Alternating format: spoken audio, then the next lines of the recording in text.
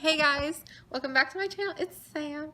So today is like the second part to another video. So that's why I'm wearing the same outfit because I'm filming it on the same day, just like very shortly after it. I tried refilming this video once before and I just got way off topic. So we're refilming it because I'm not about to edit that. um, and so I'm going to talk about how I found Forever in Your Mind. So like a lot of people, I watched Disney Channel and I saw them on there. Sorry, I just adjusted my computer because lighting. And so I saw them on there. Like their music videos would play for, this was back in like 2016, for like Enough About Me and Hurricane, and then any other little thing they would do with Disney, whether it was like going to the park, doing something, or like being at Disney Springs and doing stuff with other Disney ones. I would saw that, and that was pretty much the extent about what I knew about them. I was like friends with some, like two people. I'm still friends with the one. And so I will say the initial thing that happened with the other friend, I was initially at fault. Then there was a period that was kind of like back and forth. And then she reached out to me. We tried to rebuild a friendship, but it was just, things weren't the same, obviously, as they were before. I mean, we're still friends on Facebook, so kind of technically in each other's life. It's just on Facebook, which I know a lot of people have people on Facebook that they're not really friends with anymore, but regardless, it's just like, hey, at one point you were a part of my life, and recognizing I'll occasionally keep up with you. So that's how I look at Facebook. Like, it's people who, they could have been your best friend at one point, and maybe they're not, like someone else is, because it's like a different lifetime for you, it's a different season, you know, whatever. I said different lifetime, I meant different season, like different like season of life. It could have been like your college best friend versus your high school best friend. I mean, I have one best friend who I've known since preschool, and she's still my best friend. But then other than that, some are like situational. I have a few that like overlap a few things. Like the one who's the other girl. So she gave me the compass bracelet. Her and the other girl really loved Forever in Your Mind. And at one point they're like, hey, this song should be like our group chat song. It's called Compass.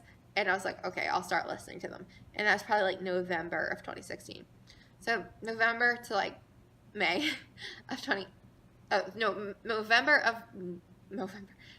of 2016 to May of 2017. I just listened to Compass and like anything they put on Disney Channel. And that was about it. And then I went on vacation one week in May, and something when I was there just clicked. And I could not stop watching interviews about them. I said interviews. I meant covers they did back in the day, and like their own songs and performances. I could not stop watching those videos, that like entirety of that trip. It was all I watched on YouTube. I guarantee if I looked up my history, I could find it. But that would require lots of scrolling. And so something clicked. And then started becoming a fan. I started turning on post notifications because I followed them. Because I'm not going to lie, when I first saw them on Disney Channel, I'm like, oh, they're cute. Followed them.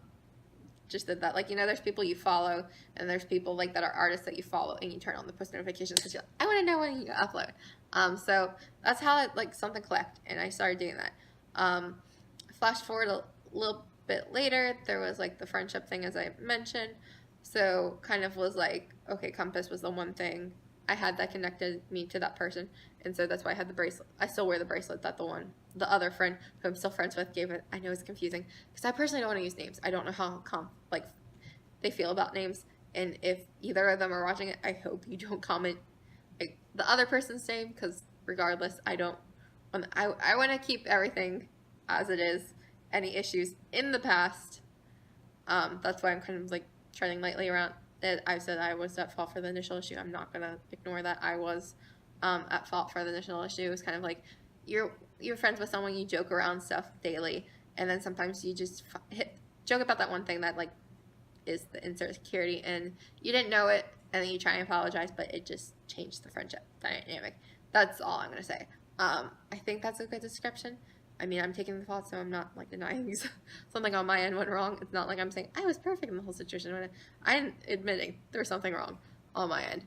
But sidetrack. But Compass meant a lot to me, and so I was following them and like everything, and I kept this compass bracelet on me. I still will keep this compass bracelet on me. I literally have told people, I'm like, I will keep this bracelet on me. The only way it's coming off is someone pays me to cut it off.